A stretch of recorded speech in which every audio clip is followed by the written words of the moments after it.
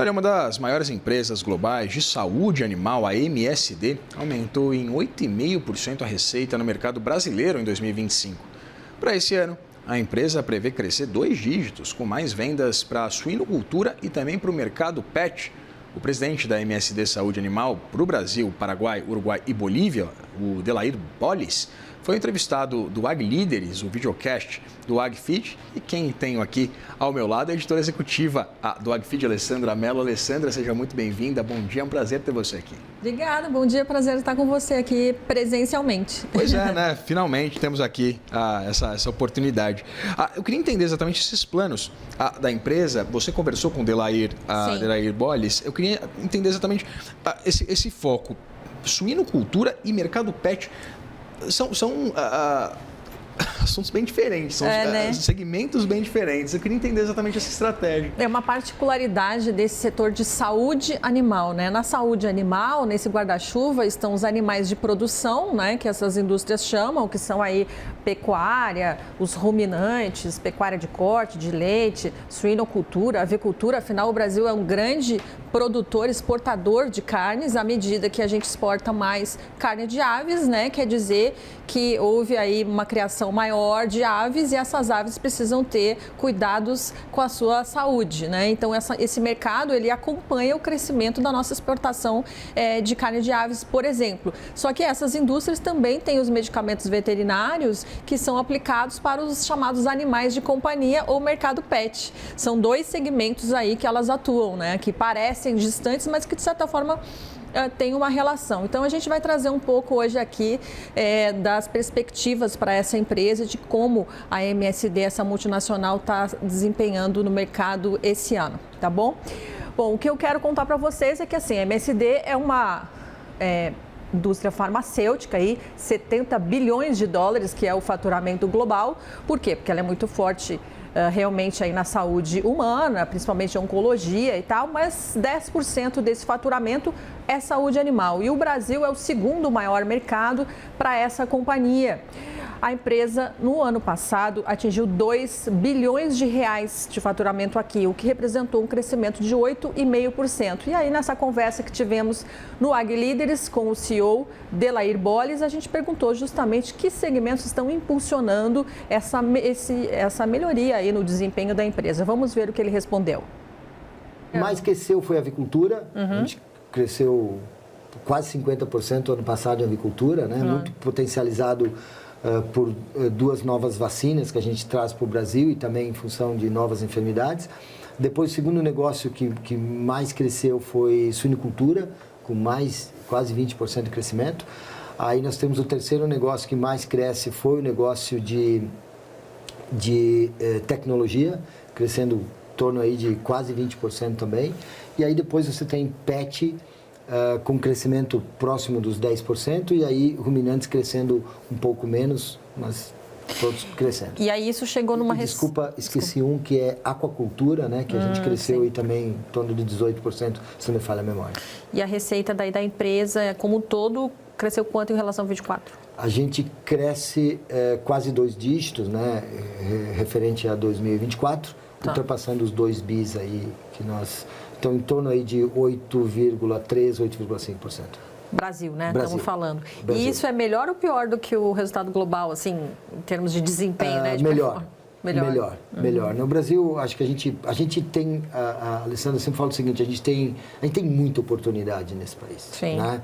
A MSD, você veja que eu falei dos 2 bilhões, né? São 2 empresas de indústria farmacêutica no Brasil somente que ultrapassam a casa dos 2 bilhões. Com 2 bilhões de faturamentos, a gente não tem 25% de share ainda.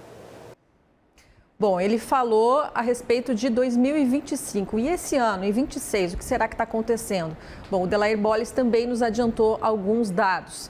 Segundo ele, no primeiro trimestre, já houve um crescimento de 2 dígitos para a MSD em termos de vendas aqui no Brasil. Os dados globais detalhados ainda não foram divulgados, mas ele já nos adiantou essa informação. E a previsão desse executivo é de que, ao longo de 2026, se mantenha esse crescimento ainda de 10%. 10%.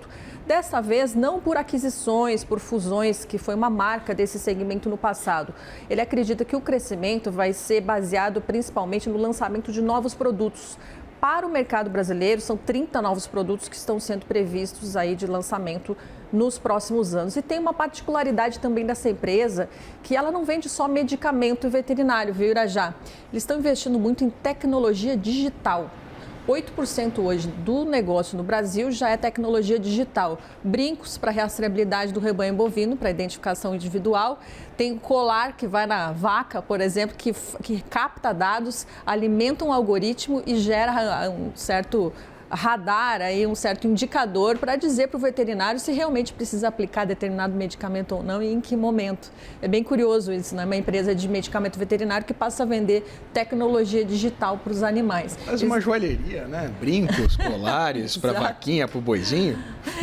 E eles querem ter globalmente 1 bilhão de animais conectados, né? Essa é a meta aí global da MSD. Então a gente falou um pouco também sobre essa alta tecnologia que chega para a pecuária, mas o Delair Bolles disse o seguinte, que o Brasil está um pouco atrasado ainda na adoção dessas tecnologias. Vamos ver o que ele falou sobre isso. Se você imaginar num cenário que os produtores de suínos e aves, em torno de 70% a 80% deles são altamente, vamos falar assim, usuários ou de alta tecnologia, mas quando se vai para corte e leite, você tem em torno de 20% ou 30% deles somente que são altamente usuários dessa alta tecnologia, você tem uma oportunidade de democratizar essa tecnologia para você melhorar a produtividade. O Brasil é um dos grandes produtores, o Brasil é um dos grandes, vamos falar assim, em número de animais, o Brasil talvez tenha 17% das vacas leiteiras do mundo, mas a gente produz menos de 5% do leite do mundo.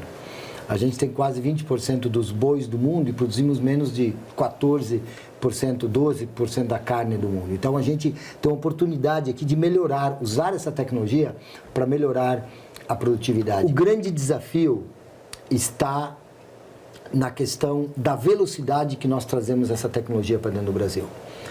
Quando nós vamos hoje, e eu falo de saúde animal, a tecnologia disponível hoje na Europa ou nos Estados Unidos é a mesma tecnologia que está aqui no Brasil. O problema é a velocidade de entrada e é o custo de entrada. A carga tributária que nós temos para a importação de uma tecnologia hoje é superior aí a 60%, 65%. Alessandra, comenta-se muito sobre os desafios da conectividade do campo.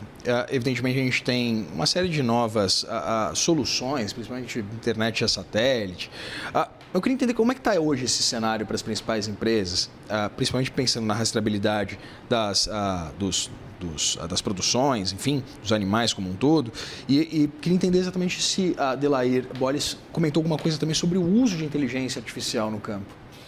Nessa entrevista ele não comentou especificamente sobre a IA, mas é uma realidade sim, viu, Irajá? As empresas do agro, sejam aquelas que trabalham com agricultura digital, mas essas que trabalham com pecuária digital, todas elas vêm investindo bastante em inteligência artificial, inclusive a inteligência generativa, né? Porque a partir de agora, cada vez mais o produtor vai receber a orientação do seu agrônomo ou do seu veterinário pela IA, né?